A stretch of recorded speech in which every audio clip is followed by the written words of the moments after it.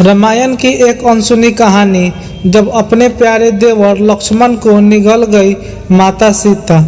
रामायण की कथा के अनुसार भगवान राम और माता सीता के साथ लक्ष्मण भी 14 साल के लिए वनवास में उनके साथ बने रहे थे। माता सीता वैसे तो लक्ष्मण की भाभी थी, लेकिन दोनों के बीच देवर भाभी का नहीं बल्कि एक पुत्र और माता का रिश्ता था। वनवास के दौरान लक्ष्मण ने कदम कदम पर अपनी प्रिय भाभी माता की रक्षा के लिए माता सीता के लिए लक्ष्मण एक पुत्र की तरह प्रिय थे। बावजूद उनके एक बार माता सीता ने अपने देवर लक्ष्मण को निगल लिया और देवर लक्ष्मण को निगल गई माता सीता। माता सीता अपने ही देवर लक्ष्मण को निगलने पर बेवश हो गई। एक पुरानी कथा के मुताबिक माता सीता ने सरविक नदी में एक वचन दिया था कि जिसके अनुसार वे अपने पति श्री राम और देवर लक्ष्मण के साथ 14 साल का वनवास पूरा कर सकुशल लौट आती है तो वह सरविक नदी में पूजा अर्चना करेगी। अपने वचन के अनुसार वनवास से लौटने के बाद माता सीता अपने पुत्र समान देवर लक्ष्मण को लेकर सरविक नदी के पास चली गई। जब राम भक्त हनुमान ने दोनों को जाते देखा तो वे भी उनका पीछा करने लगे। माता सीता जब सरविक नदी के किनारे पहुंची तो हनुमान पास में एक पेड़ के नीचे छुप गए और वहीं से दोनों पर नजर रखने लगे। उधर पूजा आरंभ करने से पहले ही माता सीता ने लक्ष्मण को सरविक नदी में से जल लाने के लिए कहा, जिसके बाद लक्ष्मण जल लाने के लिए नदी में उतर गए।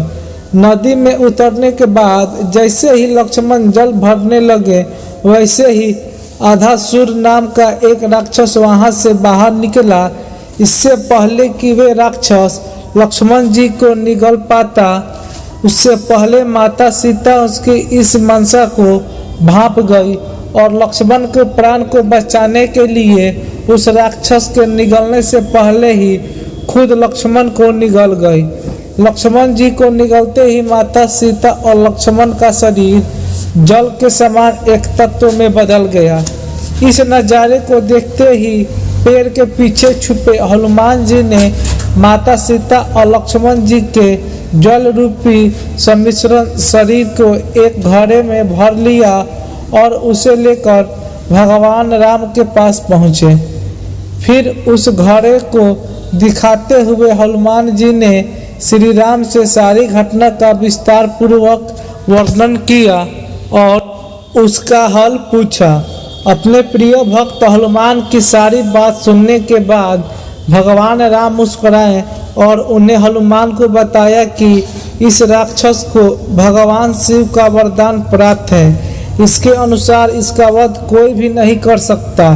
इसके साथ ही श्री राम ने हनुमान को बताया कि भगवान शिव के इस वरदान के अनुसार अधासुर का वध तभी किया जा सकता है जब सीता और लक्ष्मण का शरीर एक होकर किसी तत्व में बदल जाए और हनुमान उस तत्व का प्रयोग एक शस्त्र के रूप में करे। इसके बाद भगवान श्री राम की आज्ञा पाकर हनुमान ने उस घड़े के जल को गायत्री मंत्र से अभिमंत्रित करके सरयुग नदी में बहा दिया। सरयुग नदी में उस जल के मिलते ही नदी में आग की लपटें उठने लगी, जिसमें जलकर अधासुर राक्षस भस्म हो गया। गौरतलब है कि अधासुर का संहार करने और अपने प्रिय देवर के प्राण बचाने के लिए ही माता सीता ने उन्हें निगल लिया। हालांकि अधासुर की मृत्यु होते ही सरयुग नदी ने माता सीता और लक्ष्मण जी को उनका शरीर वापस कर दिया और इस तरह से उन्हें फिर से एक नए जीवन की प्राप्ति हो गई। और रामायण से जुड़ी कहानी को सुनने के लिए हमारे चैनल को सब्सक्राइब जरूर करें।